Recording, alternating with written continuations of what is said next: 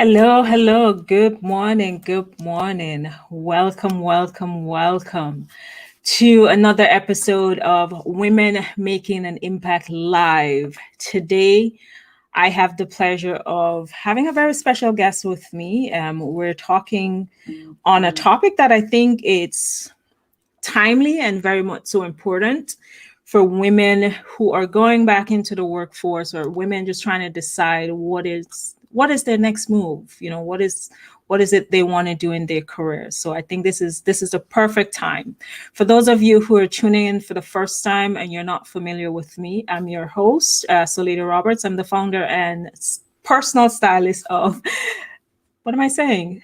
Oh, this is like I'm super excited. Like I'm even forgetting my line. That's how much I'm in excited about this content today because I think it's such a great topic. So let's go that again. I'm your host, Solita, founder of Style to Impact, which is an image coaching and personal styling agency. It's geared towards women empowerment through style. I want to be able to give women the confidence,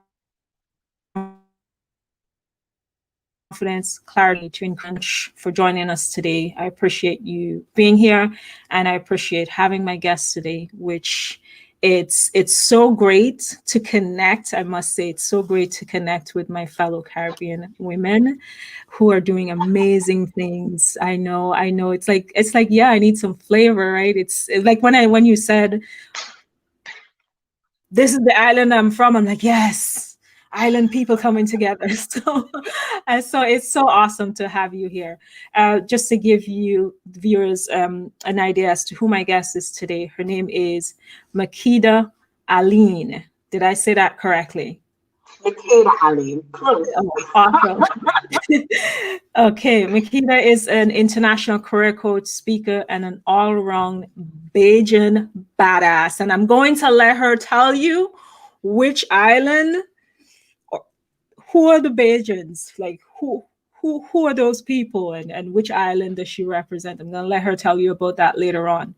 But through her company, Makeda Alleyne Programs Limited, she works with professional women who feel stuck and desperately unfulfilled in their jobs and careers and are absolutely dying to make a change. So if this sounds like you, if you're stuck, if you need that help to make the change in your career, then this conversation is definitely for you.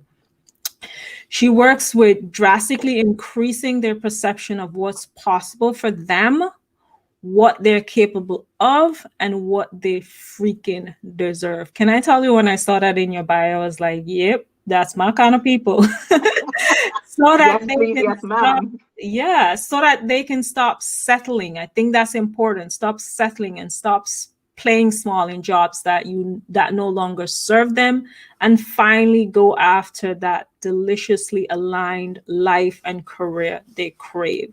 Again, if you're that woman who's sitting there trying to figure out what is my next move, this career is not fulfilling, I am not living up to my full potential, this conversation is for you, because Makeda is about to drop some gems as to how you can get that life that you absolutely deserve.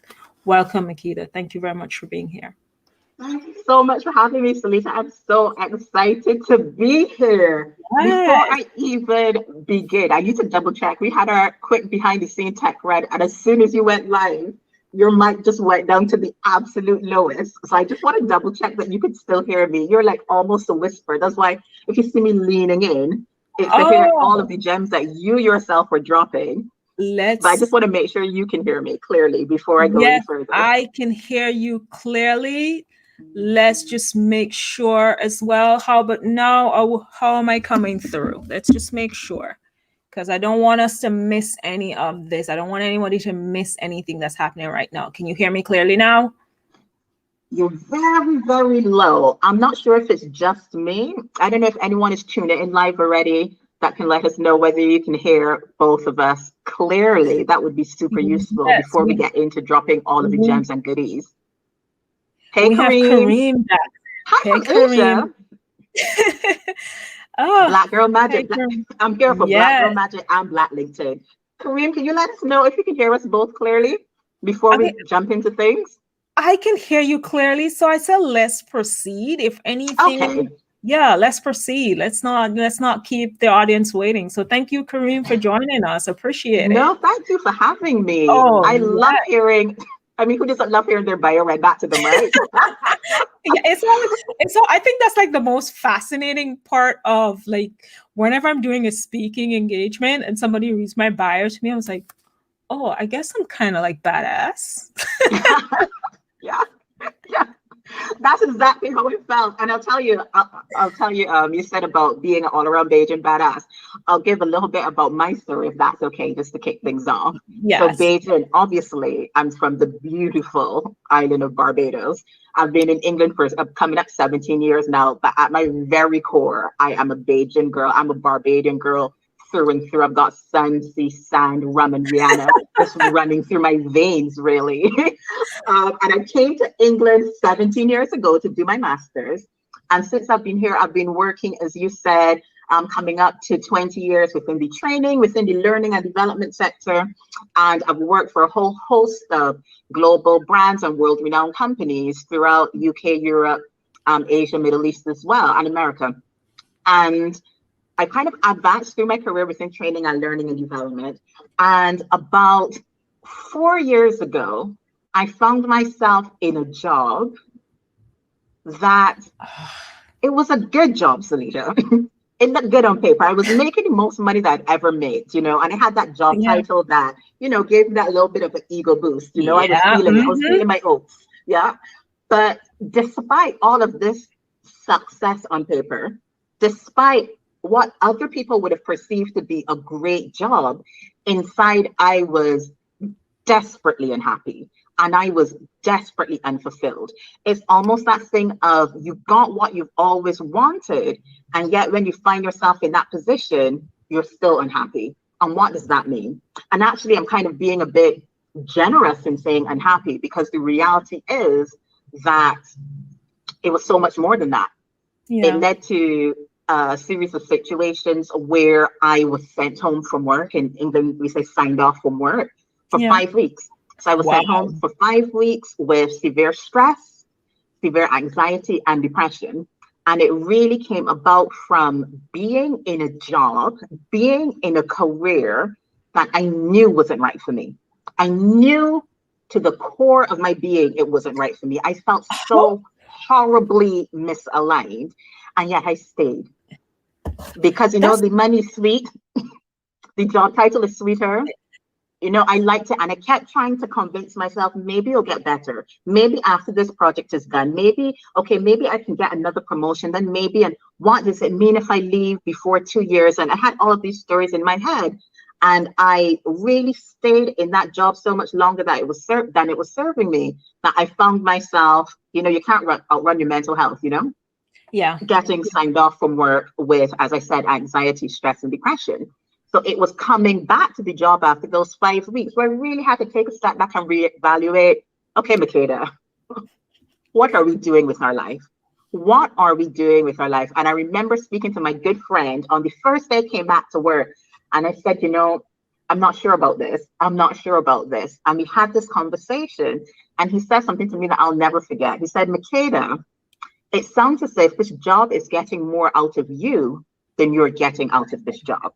Yes. And that really sparked a real deep transformation to me, resigning without having anything lined up. And I don't necessarily recommend that to my clients, but that was the situation I was in, really protecting my mental health.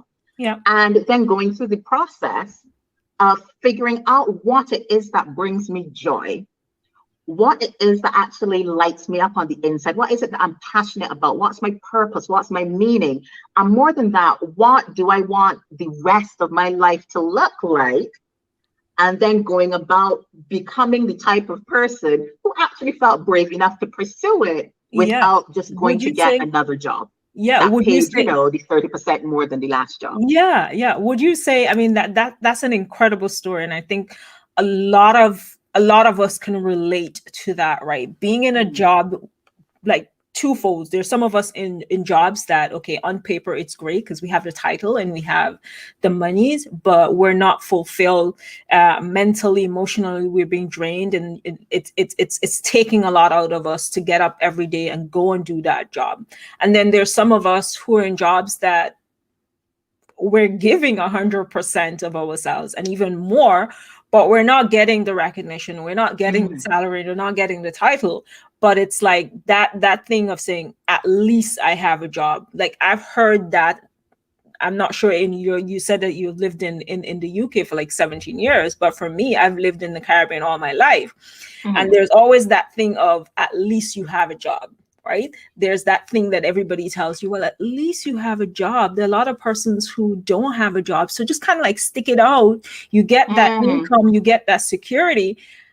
And I can tell you, even on my personal level, is that having a job that you're not fulfilled in, and one that whenever you hear your alarm goes off, you go, okay, can I just set this for another 20 minutes? Can I give myself down to the wire? And that's not healthy. And that's how you know you're in an unhealthy situation.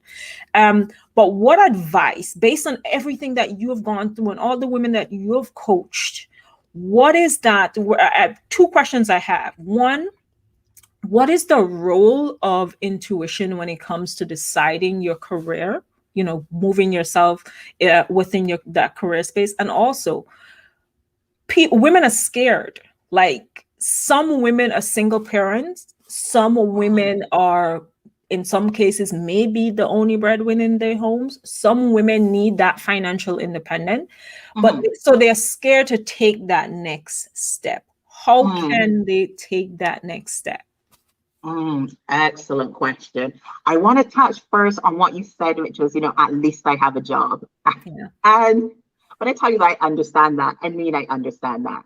It's generally like, okay, things are tough, especially you might say things like, oh, look at the job market at the moment. We're in the middle of a pandemic. At least I have a job.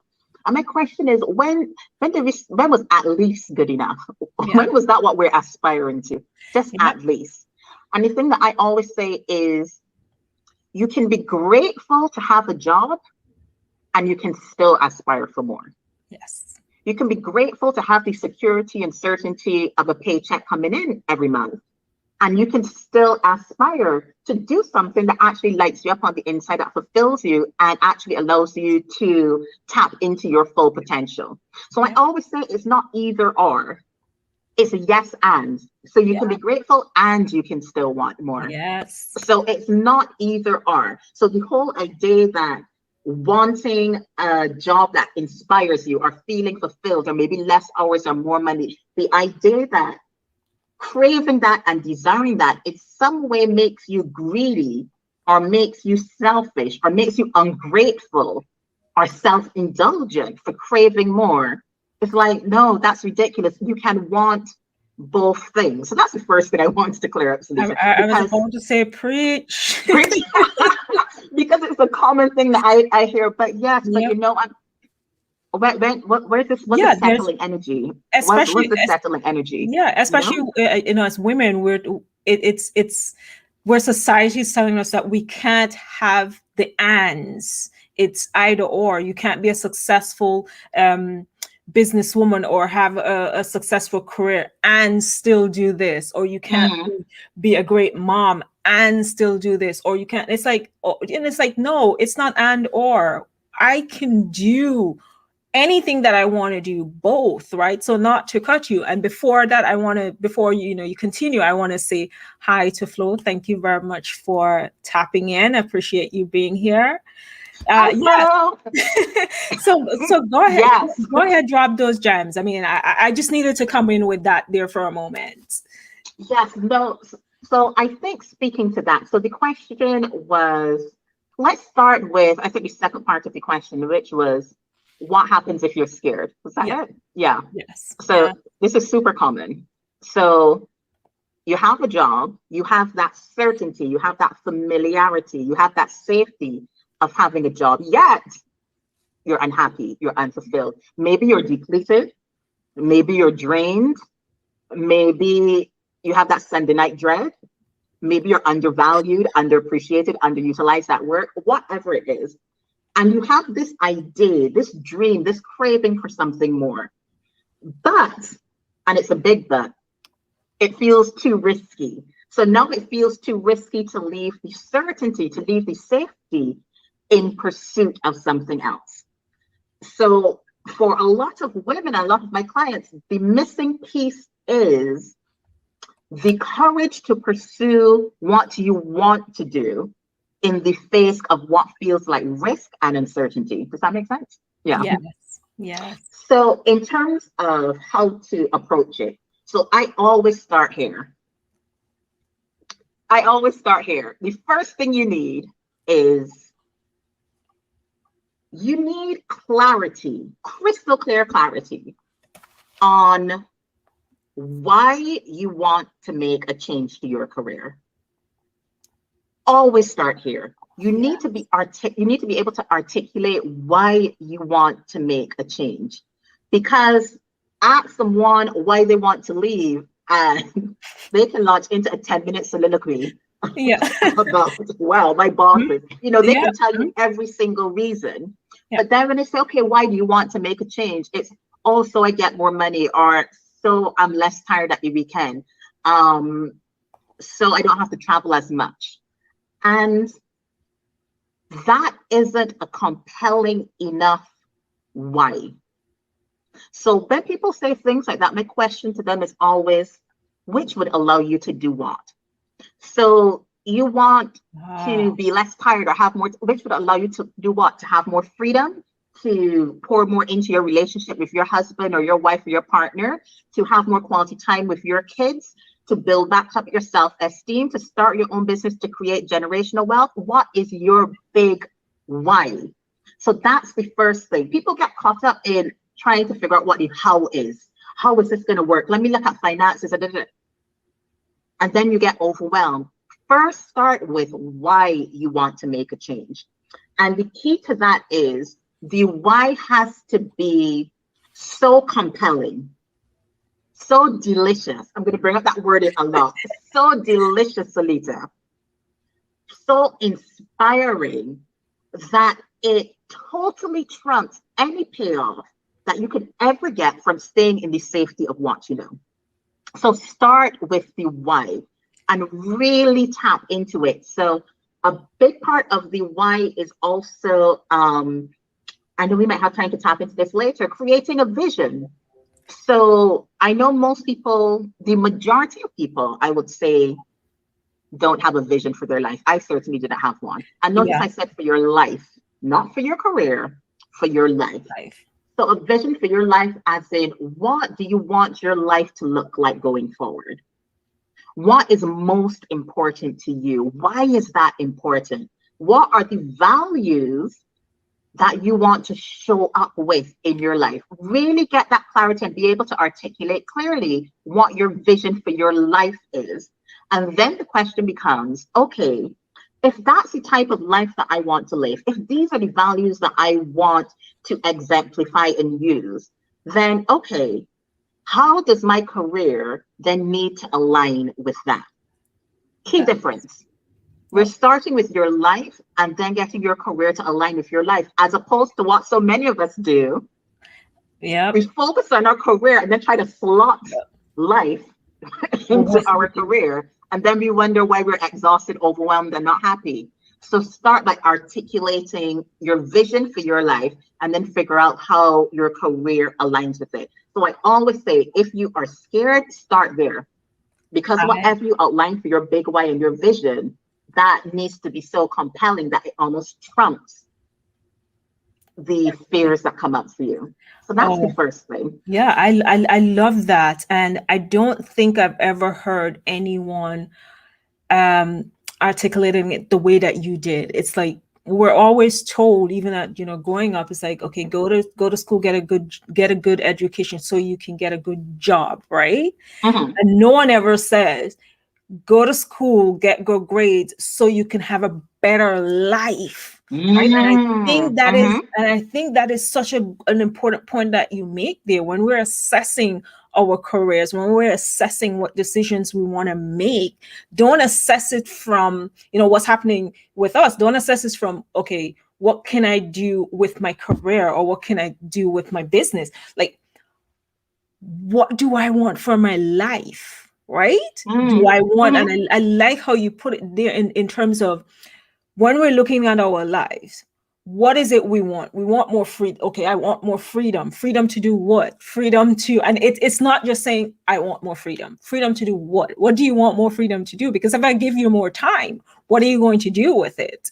Right? And that's an important factor. I think it's like mind blown, because it's a different way of creating your vision, which I think is kind of great. And you did touch on a little bit in terms of that vision. So now that we have that blueprint in terms of, don't look at it as what do I want for my career, but what do I want for my life? How do we then craft that vision? We're doing it scared. We're saying to ourselves, okay, center, I have it. This is what I want for my life. This career that I'm in is not in alignment with my life that I want. How do I create this vision? And two parts. And then secondly, what happens is in a case where something as COVID happens, when it can derail that vision, how do we get up? Do we continue with the same vision, or do we try new direction? I hope that was a question. In terms of, you better throw them at me, Sunita. in terms of creating the vision, this is always, well, for the most part, the first thing that I work with my clients on.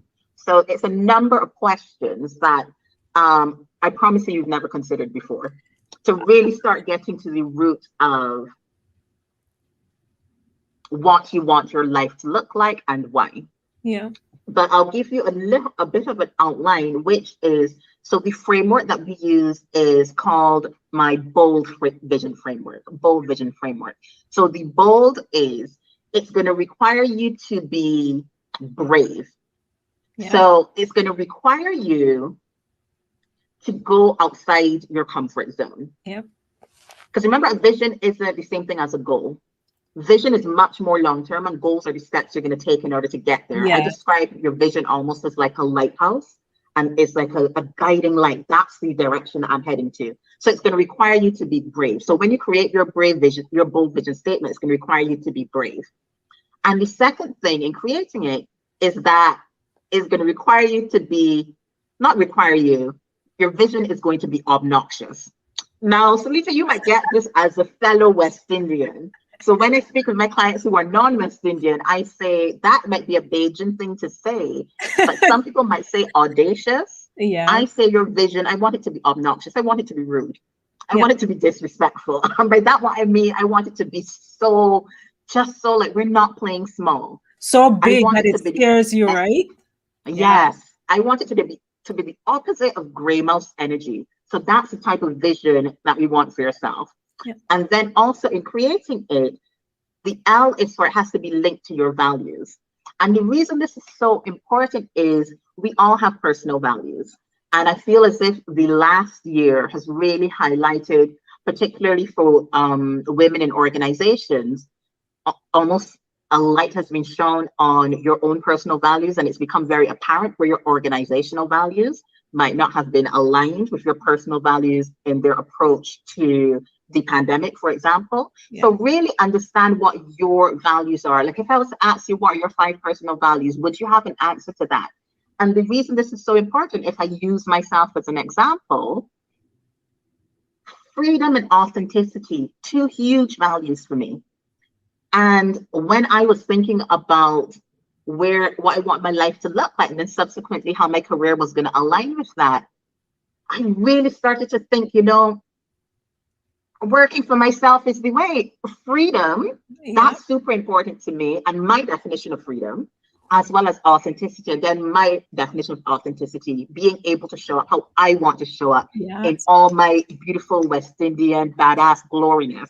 Like, that's super important to me. And understanding those values, understanding that I was entitled to to have a career and a life where I show up embodying those, that actually help to shape my decision as well.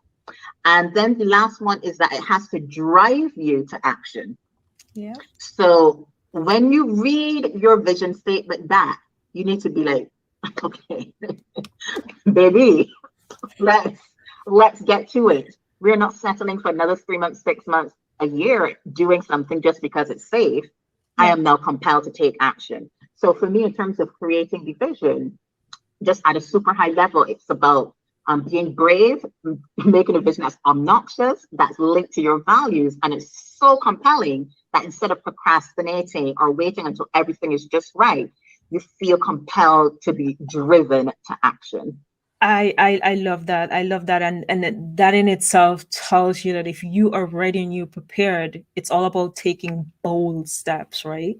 Those bold steps can be scary. And I think we tend to look at where we want to go and where we are. So you're in a job, you're in a career that's not serving you mentally, physically, it's just draining.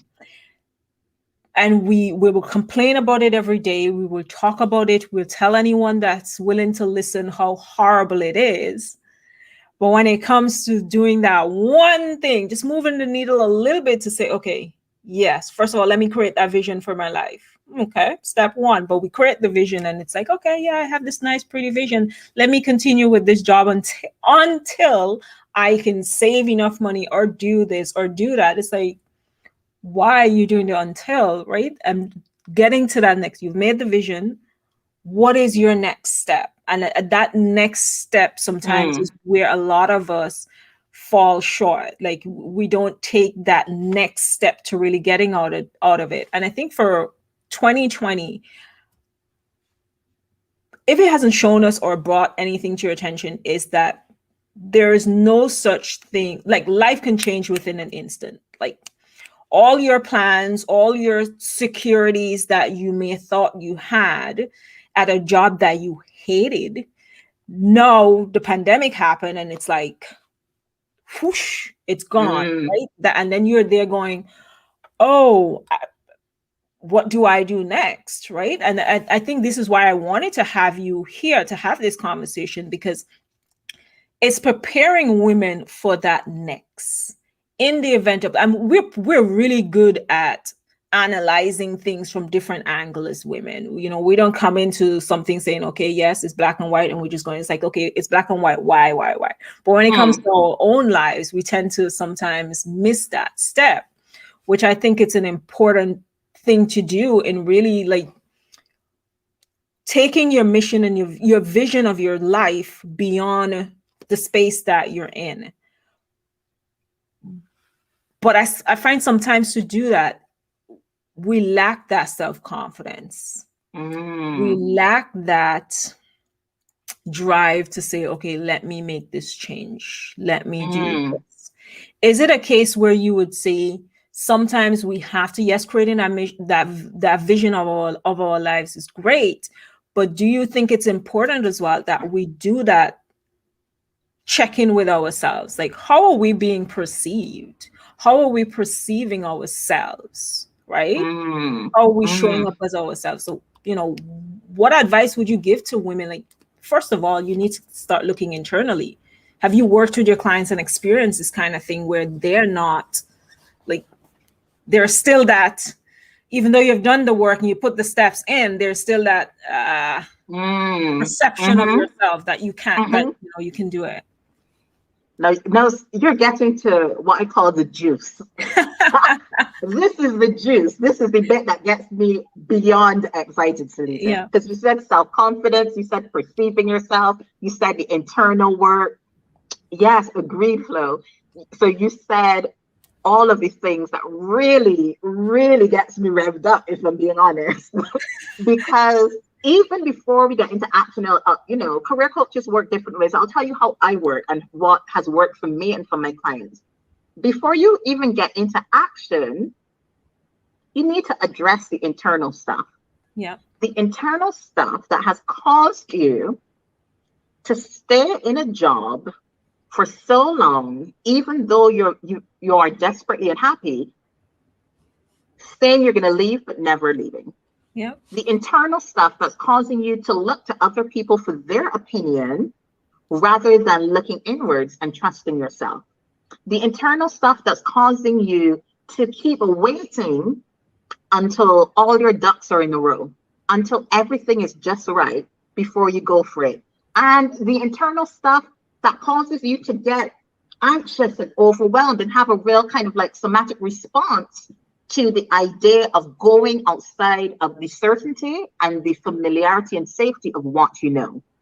So that's really the key for anyone who knows and feels intuitively that they're being called to do something more, that they're being called to higher purpose, a higher calling, to make an impact in some way, but are yet still scared. That's the bit that makes the difference. So after you are able to articulate that vision for yourself, then the question becomes, how do I need to grow and develop in order to become the type of person who is courageous enough to pursue that vision? Yep. Yeah. Yeah. So then when we're talking about internal stuff, and I'll give you a super quick overview. The beliefs that I talk about, let's give you about 4 of them in terms of that make a major shift. Major shift. These are almost like the areas are almost the absolute quickest way to make that internal transformation. Is you need to first and foremost believe that what you want is possible. So it's belief that it is possible. So whether it is starting a business, whether it is retraining and completely pivoting, whether it is deciding to go part-time, whether it's switching industries, whether it's switching industries, whether it's switching companies, whatever it is, you need to believe that it is possible. Yep. Because there's almost this thing as if we have a limit on how much happiness, how much joy, how much success, how much fulfillment we think we deserve and can almost hold. And whenever we get to the boundaries of that limit, that's when the self-sabotage kicks in. And it's just like, oh, let me pull myself back because now it's getting uncomfortable. So it's really checking in with how much joy can you stand? How much abundance can you hold? What do you believe is possible for you? Because I'm going to talk about these beliefs. And the reason I'm talking about beliefs are so internal and so embedded and so subconscious. Yep. And what they do is they impact our expectations and they impact how we act. So I always say you have a belief. It's like a circle. Your belief impacts your expectations. Your expectations impact the actions you're willing to take. The actions you're willing to take impact the outcome. And then once you see the outcome, that's evidence that goes back and that informs your belief as well. So it becomes like this self-fulfilling prophecy. So what people who are stuck and frustrated in their jobs, what they try to do is they try to break the cycle at the action phase. And then they're not getting the results that they see. Oh, I need to try hard. I need to buckle down. I need to manage my time back. I need to stop prioritizing. No. Trying harder isn't the issue. The deep underlying uncomfortable bit that you probably don't want to fess up to, that is where the transformation resides and the growth resides, is at the belief stage. So what is it that you believe about yourself? What is it that you believe is possible about you? So that's one thing that you 100% have to have, belief that it is possible. And the second thing is that belief that you can make it work. So now that comes down to your capabilities. Yeah. We all have, if we're honest, those thoughts in our head, I'm not good enough. Yep. My personal one was, I'm not smart enough. I've got masters, I've got all kinds of scholarships. I'm not smart enough. I'm not likable enough. I'm not the type of person that can get, I don't look like this, so I can never get a job in this type of company. I'm not experienced or likable enough to start my own business. Whatever it is that you tell yourself, if you don't believe you're capable of something, if you don't believe that you can make it work, why on earth would you leave the safety of your good paying job and put yourself out there to go after what you, because deep down, you don't believe you're capable of doing it. And once you don't believe that, what's going to happen is you are going to start showing up in a way, if you look at actions, that reinforces that belief. So now you say you're going to come home and, apply for that job, but oh, wait, let me go out with for drinks instead. Or let me go and catch up on season 2 of, I don't know, on Netflix. Because deep down, you don't believe you're capable of having that very thing that you say that you want. And I would say the other one really is, and this is a huge one because it's linked to fear, and it's a belief that you can handle it. So a lot of the time, whether it is fear of judgment, fear of failure, fear of success that people don't talk about enough, fear of commitment, whatever the fear is for you, a lot of the time it boils down to a fear that you're not going to be able to make it work, a fear that things are going to go tits up.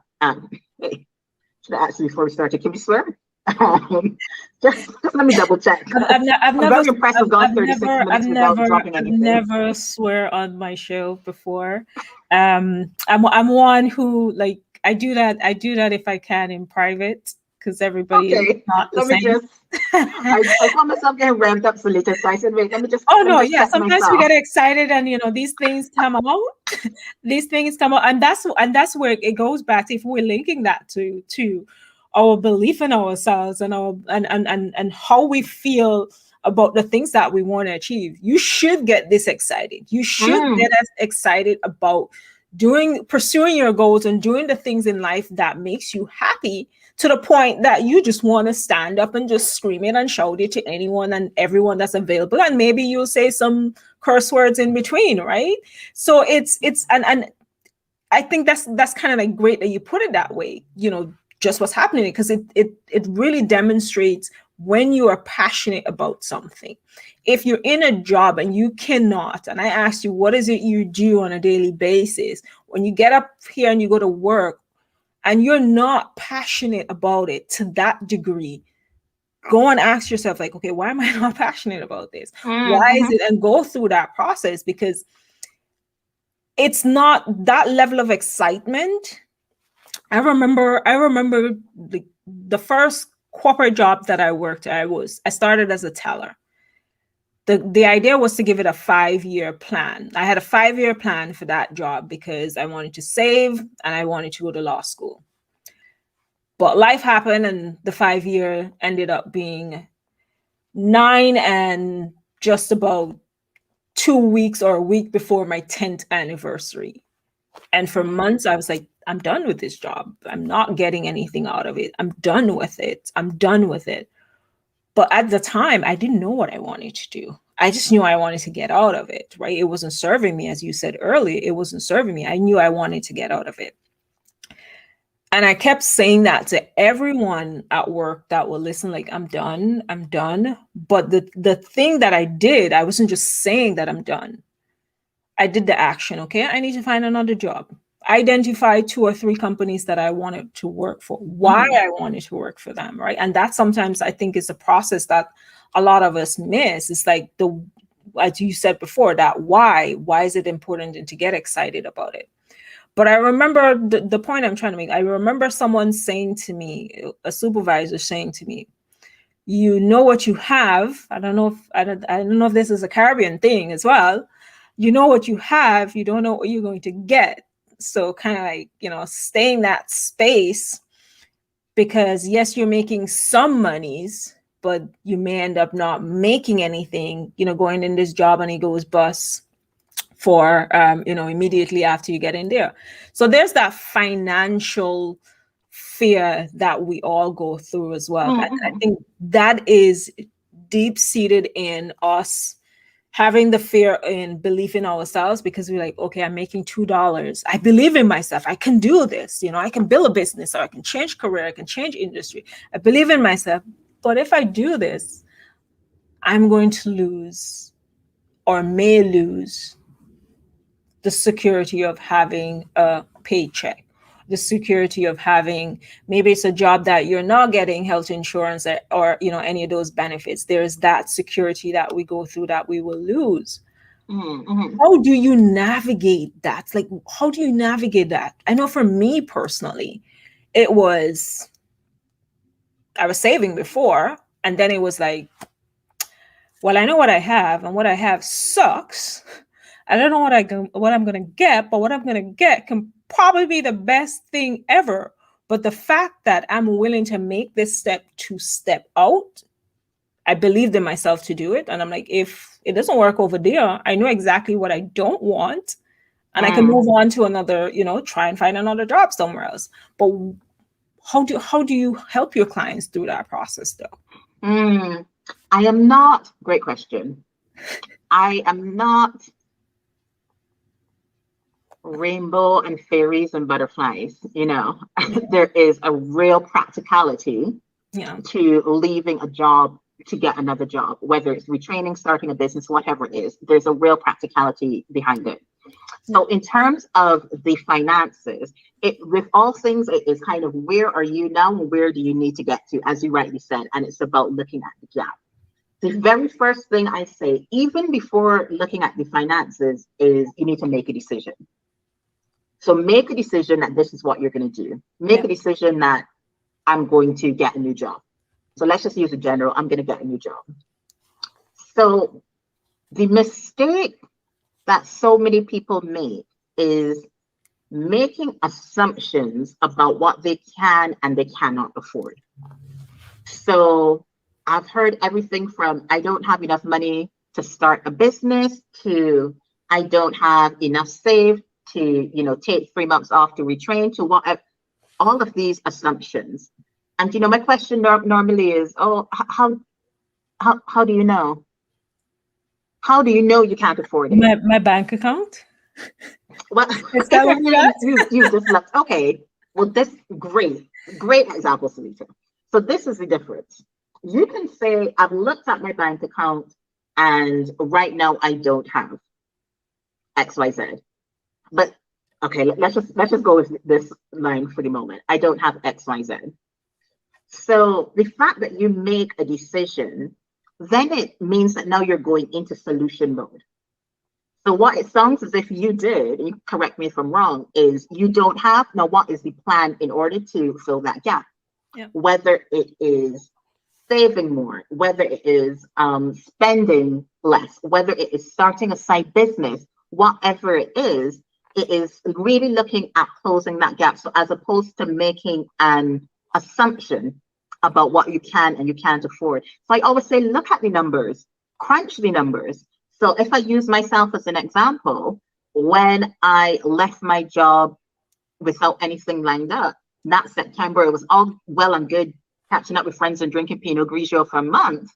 But then when November hit, that's when the fear started. I need to get a job. I need to get her because I can't survive without. And it was an assumption about what I could and couldn't afford. And then when I checked the numbers, it was like, wait, I could live a year without getting a job. And I very much recognized I was in a fortunate position because I'd been saving for a while. I was like, I could live a year without getting a job. But yet in my head, I was making all of these assumptions about what I could and couldn't afford. So I always say, crunch the numbers. And if you're actually looking at numbers, my suggestion always would be look at things like if you have savings, how long can your savings last? And also looking at how much money do you need, if you're looking at real practicals of it. I'm going into this in much more details on my program, but it would be how much money do you need on a monthly basis? And I would say really look at 3 different figures. So the bare minimum. So this is really covering, rent, utilities, like the fixed costs that you have to pay. Looking at almost like nice to have. So that plus, okay, maybe you want to go Netflix. I just broke into some Bajan boy. Maybe you want That's okay. Netflix I subscription, love a gym it. membership. Maybe you want to go out once or twice a month. So that's a nice to have budget. And then what I call the balling budget, where it's like you're still traveling, you're still doing all of these things. So really break it down to bare minimum, nice to have, and balling budget. So you actually see and don't make assumptions about what you can and what you can't afford. Because the reality is this: you can make a decision and then look at your finances and realize based on that, that means I need to save or spend less for 6 months before I can transition, for Yeah. example. That's still a powerful decision. What isn't a powerful decision is looking at your finances and saying, I can't afford it. You see the difference there? So Yes. it's, you need to make the decision first, because I always say there are a million different ways to transition from one role to the next. No one is recommended handing in your resignation and moonwalking your way out of the office. That's not what it's about. So I've had clients, for example, that resigned and having looked at their finances, knew that they can adjust, whether it's adjusting their spending, looking at their savings, having a conversation with their partner, and knowing that by the end of their 3 month notice period, they would be able to launch their own business. And it being a joint income household, there was support for, X number of Yeah. months, for example. I've had other clients who, once they have made that decision, have been like, okay, it's going to take me a year before I can really do this full time. But in the interim, having looked at everything, I know that this was an example where she also wanted to start a business. Instead of it being full time, I can do it part time. Yep. And I can do it part time until it is sustainable enough and it makes enough money for me to leave my job. And in the meantime, I'm going to save I'm going to save loads It is to fine. then pour into my business once that time frame has gone. But you're never going to get to that stage until you make that decision first. It's like, I say it's like deciding to run a marathon. You can be like, oh, I'm going to wait until I have trained and I feel really fit, and then I'm going to sign it to a marathon. Or you can sign yourself up to a marathon that's happening on the 1st of December 2021, and then you're finding solutions in order to get yourself ready for that marathon on the 1st of December. So now you're doing couch to 5K, you're stretching, maybe you're not eating an entire bowl of pasta 3 times a day, whatever it is for you, Salita. Yeah. Yeah. So Yep. it's about making the decision. And then, because the absolute power of making a decision is once you make it, once you decide this is what I'm doing, immediately your brain is going to shift from worst case scenario to amazing possibilities. Immediately your brain is going to shift from perceived risks to finding solutions to make it work. That's why it starts with making the decision. But I always tell people, women, when you come to me, I don't need you to know the exact details of how you are going to make this work. We're going to get there together. I also don't need you to know exactly, precisely what it is you want to do. If you do, that's really great. If you don't, that's also fine. I can coach you to figure out what it is that will bring you the most passion, joy, alignment, etc. But what you do need to do is to make the decision that this is what you want. And you need to make the decision that you want it more than any payoff that you could ever get from settling and playing safe. I love that. I love that. I think that's where that it's not just about taking the action steps, right? Going through that step, but the first and most important is making that decision, right? And a lot of us, that's where we fail to make that decision. Now, I'm going to play devil's advocate because when we're talking about finance, we just talked about the three buckets when you're assessing your finances that you can fall into. And then, of course, the practical way is to, after you assess your finances, then you look at, when can I resign from this job? What happens if it's a case where two things. One, the job is taking more out of you mentally and physically, and mental health, without that you can't do anything, going into Mm. depression, a depressed state, or being aching physically to go to a job that you're like, no, I need to get out right now. And two, we have another bracket of where you lost your job, as we've seen from COVID, without anyone, without any ability to plan that way, right? So there are those two types of women who are going through that. And I think more so, we have a lot more of those women. I can talk from my own personal experience. Mm.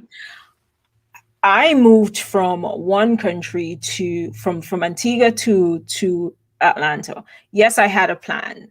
Yes, I had all these, vision of as to what I wanted my life to look like and everything. It didn't work that way. I went into a depressed state, but at the same time, while I was going through that, I was still trying to figure out, okay, I'll get up every morning if it's just 1 hour.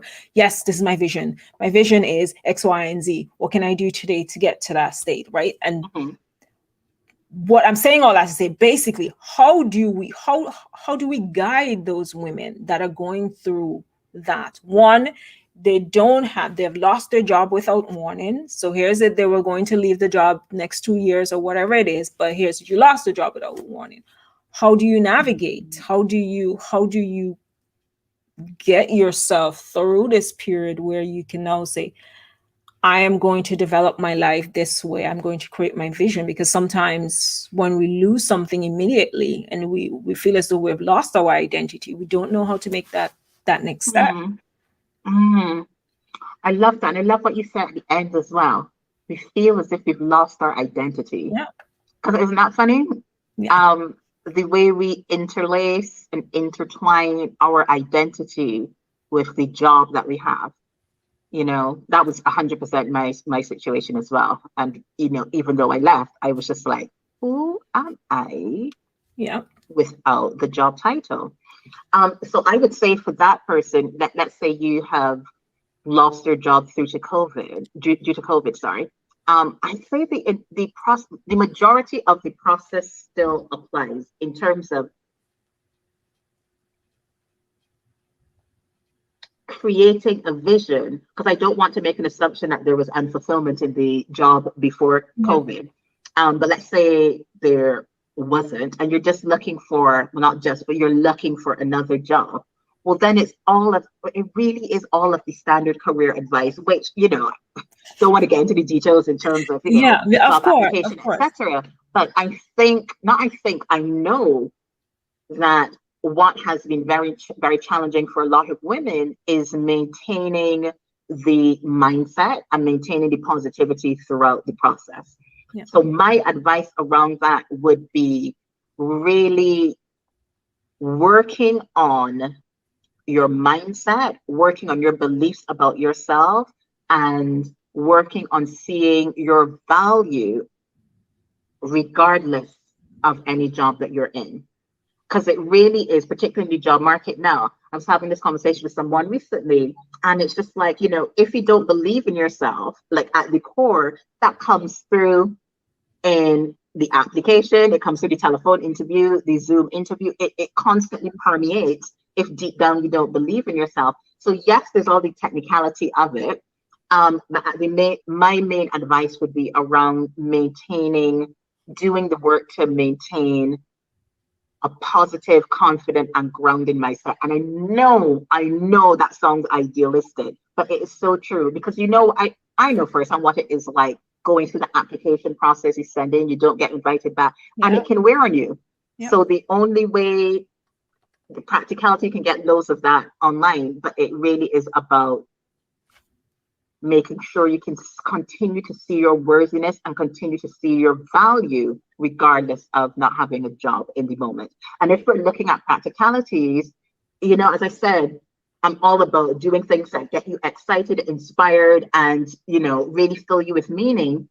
That I'm not rainbow butterfly, strawberry shortcake. That's not who I am either. So there's some practicality to it. So maybe you want to switch sectors, but you've looked at your finances, you made the decision, and you're like, okay, a solution could also be, as I said, there are a million different ways to transition. I'm going to do this for 6 months while I save this, or while I meet these financial responsibilities. And then after that, I am going to XYZ. That's also making a decision. That's also acting from a place of empowerment. Does that make sense? Yes, it does. I know I threw you for a loop there with my question, because I was also thinking of those women that, may not have had that the ability to make those plans. But you answered perfectly there, because what you said, and I think this is a great way of wrapping up the entire conversation, and it's what you said, maintaining that mindset, right? Knowing that yes, you may not have gotten an opportunity to plan, but you still you can still plan, even though you don't have a job, even though you have lost your job, even though you're starting over, so to speak. And I think that's kind of powerful. Your mindset is important. And something that I read recently, I think just kind of like brings everything together, is that there will always be someone who is going to who doesn't see your worth, right? And don't let that the idea is to don't let that person be you, right? To Mhm. stop hiding and start shining and living the life that you deserve. Planning for that life, putting together your mission and your vision for your life, and then structure your career, your business around that. So Mm. this was so powerful, so great. Like, there are moments, I think this, anyone looking at this will see like a total difference in the interviews that I've done, because there's like so much energy and so much value and so much coming into this. And I think because we have that shared level of passion for the topic, Mm. and for really empowering women, and living the life that you want to live, creating and carving out what you want your life to be. So thank you very much for just being here and being a guest and just sharing your knowledge. I mean, you're talking about 20 years of experience. That's a lot of experience that you've brought to my audience, and you shared all your knowledge. So I appreciate that of you being here, Makeda. So what I wanted to do before we wrap this all up in a bow is to, now that we can take it down to a lighter moment, I like to have a little bit of fun, right? And Sold. bringing bringing it to wardrobe styling and personal styling and image. Celebrity or woman that you admire, dead or alive, closet that you would like to raid. Closet that I would like to raise. Yes, Can I give you two? of course. Okay. First, Michelle Obama. Ah, Do yeah. you remember? Oh God, who was the designer? Remember when she was doing her book tour and she had on those gold boots? Yeah. I don't remember the name of the designer, but I know the boots. You I know know. what boots I'm talking about? That came Yes, like, the high. Yep. Mm-hmm. listen, I need some of that in my life.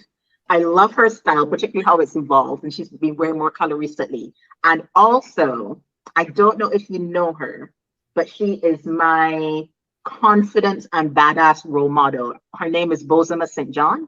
She's the CMO at Netflix, and she is the epitome of badass, the epitome of beyond black girl magic, the epitome of authenticity and owning yourself and owning your space.